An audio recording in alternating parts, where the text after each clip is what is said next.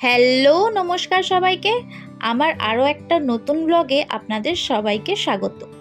আজকে বুধবার আর হাজব্যান্ডের ছুটি, তাই গরম গরম রুটি আর ছোলার ডাল করেছিলাম জলখাবারে।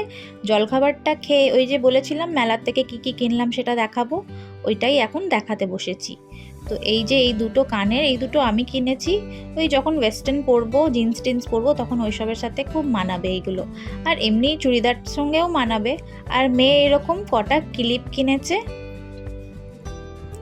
এইরকম যে কত ক্লিপ ওর পড়ে আছে, আর ও কোনোদিনই পড়ে না, কিন্তু তাও ওর চাই। আর কোন জায়গায় ঢুকে যাবে আর খুঁজেই পাওয়া যাবে না যখন ও পড়তে চাইবে। আর এরকম ছোট ছোট কানের কিনেছে। ওর পান্ডার একটা ব্রেসলেট আছে তার সাথে ম্যাচিং করে। আর আমি এরকম কটা ক্ল্যাচার নিয়েছি। আমি না, দুজনেরই প্রায় 3-4টে এরকম ক্ল্যাচার নিয়েছি। খুব সুন্দর, খুব কিউট এইগুলো, দেখেন। আর বেশ শক্তপোক্ত, দেখি কতদিন টেকে। কেন এগুলো পটপট করে ভেঙেই যায়, অনেকগুলোই কেনা হয়ে গেছে এইগুলো নিয়ে।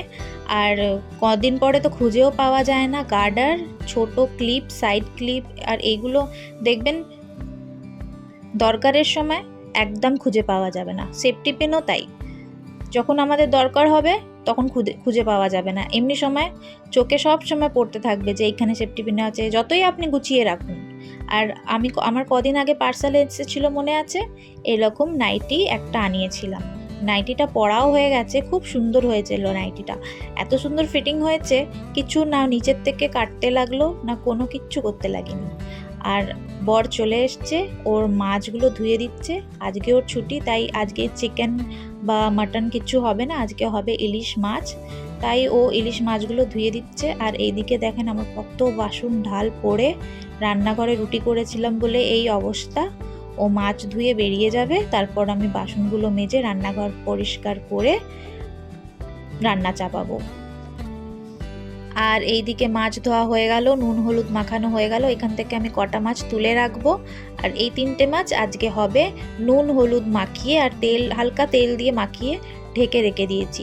আজকে এইগুলো পোস্ত আর সর্ষে দিয়ে ঝাল করব।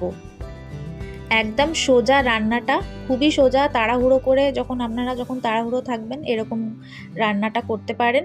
আর আজকে ওইরকমই সোজা ঝাপটাই রান্না করব। আমি এখানে গ্যাসটা মুছে নিচ্ছি ভালো করে, এরপরে রান্না চাপাবো। ওই নোংরা গ্যাসে রান্না চাপাতে ভালো লাগে না, তাই রুটি করে আমি একবার গ্যাসটা মুছে নিই।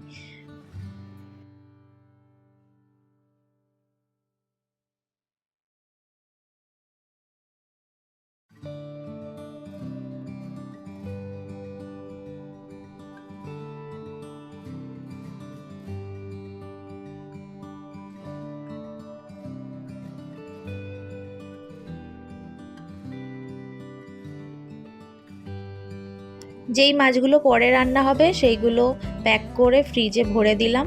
আর এবার ঝটপট করে এই যে কটা বাসন আছে মেজে নিই। প্রায় এখন 11:30 বাজে, বাসনগুলো মাজতে মাজতে 11:45 বেজে যাবে। আর তারপরে ঝপ করে রান্নাটা চাপিয়ে দেবো।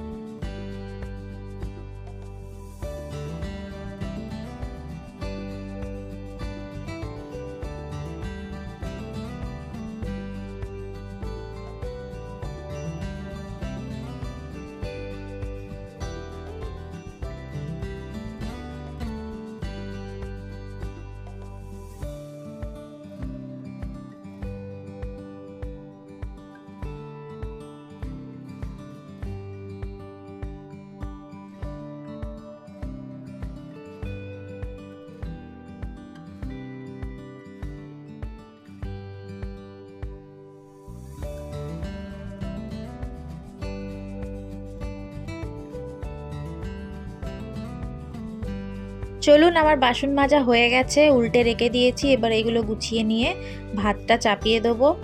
আর ভাতটা হতে বেশিক্ষণ হয় না, তাই ভাতটা আগে চাপিয়ে দিই। ভাতটা চাপিয়ে আমি ঘরটা মুছে নেব।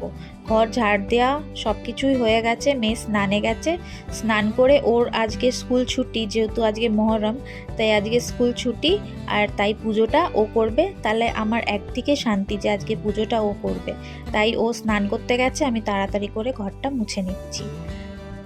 আমার ঘর মোছা হয়ে গেছে, আর এই যে আমার ছোট্ট ছুটকু ঘর, আমার বেডরুম, আর এটা বাইরের রুমটা। আর এই যে আমার মেয়ে পুজো করতেও বসে গেছে।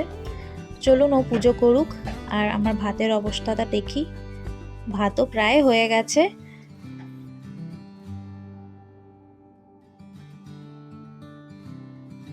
আরও একটু হবে জানেন, তাই একটু হোক, ততক্ষণ আমি মাছের ঝালনার বান্নাটা তৈরি করে রেখে নিই।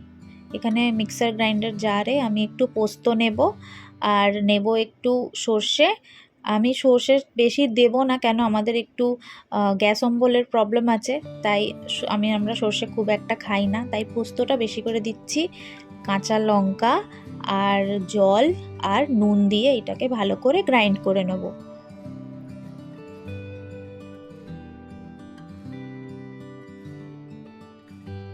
হয়ে গেছে, গ্রাইন্ড করে নিয়েছি একদম মিহি করে। এবার এটা এক পাশে রেখে দিয়ে দেখি ভাতটা এবার হয়ে গেছে। এবার ভাত নামিয়ে ফ্যানটা ঝরাতে দিয়ে দিই।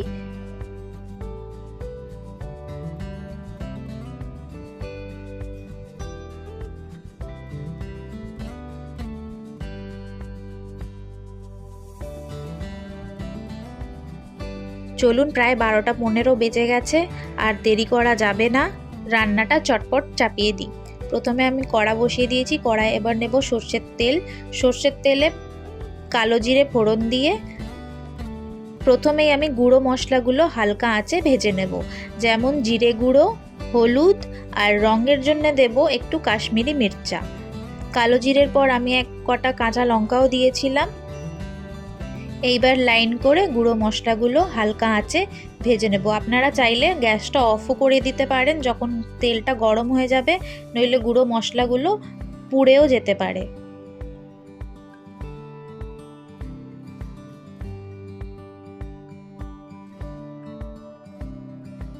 আর সব মশলাগুলো ভালো করে মিক্স করে নিচ্ছি। বেশিক্ষণ এখানে মশলা ভাজবো না।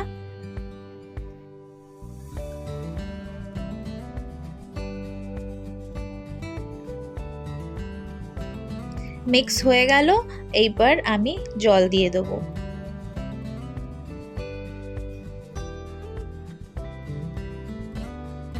পরিমাণ মতো জল দিয়ে দিলাম। যতটা আপনাদের ঝোল দরকার বা কাই দরকার ততটা আপনারা জল দেবেন।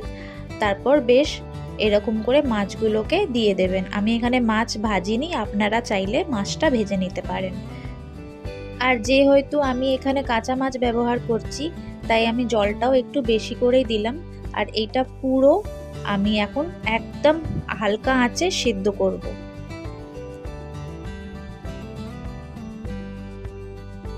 আর আমি এখানে ঢাকনাটা একবারও খুলিনি, প্রায় 10-15 মিনিট ধরে আমি একদম হালকা আঁচে মাছগুলোকে সেদ্ধ করেছি। আর দেখেন জলটাও বেশ অনেকটা কমে গেছে, আর আমার মাছটাও খুব ভালো করে সিদ্ধ হয়ে গেছে।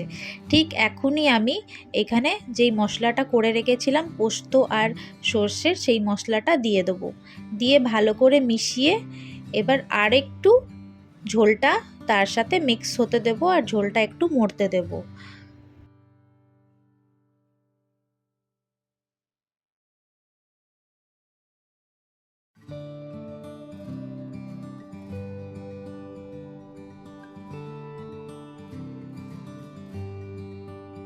ব্যাস, আজকে আমি ডাল করিনি, তাই আমার একটু কাইটা বেশি লাগবে বলে আর আমি ফুটালাম না, গ্যাসটা বন্ধ করে দিলাম।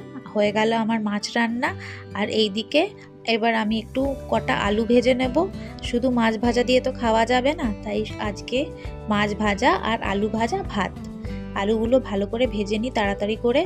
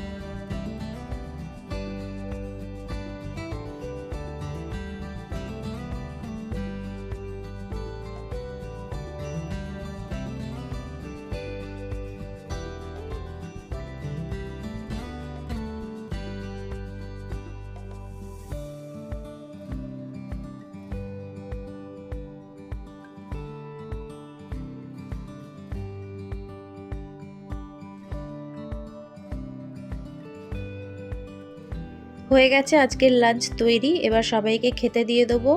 বেড়ে নিচ্ছি ভাত, ইলিশ মাছ, আলু ভাজা আর একটু শসা কুচিয়ে নিয়েছি।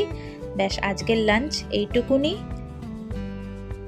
আর এমনিতেও ইলিশ মাছ হলে খুব একটা কিছু লাগে না, আর আমরা তো ইলিশ মাছের তেল দিয়েই বেশ অনেকটাই ভাত খেয়ে নিই, কিন্তু ইলিশ মাছের তেল আজকে রাখিনি, শুধু আলু ভাজা, ইলিশ মাছ আর শসা কুচিয়ে নিয়েছি, এই দিয়েই আজকে খাবো।